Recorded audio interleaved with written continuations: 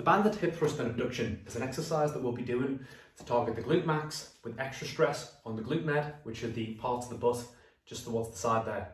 The hip flexors are also going to get a little bit of an attack doing this exercise, so if you feel a bit of a burning sensation going on just at the front of the hips there, pretty normal thing to go through for this particular variation.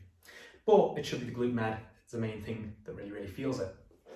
For the hip thrust and abduction, just looks like this. Straight up and then knees out and down.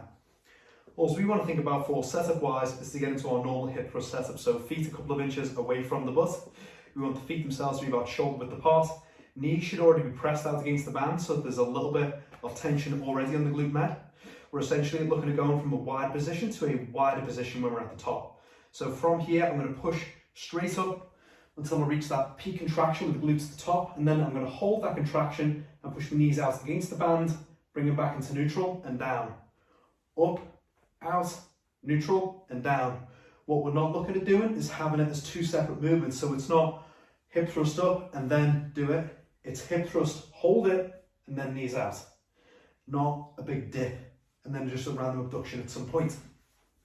We're looking at doing that for 3 sets of 15 to 20 repetitions.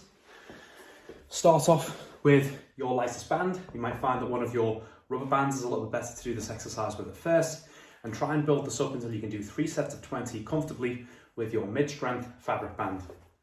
Enjoy.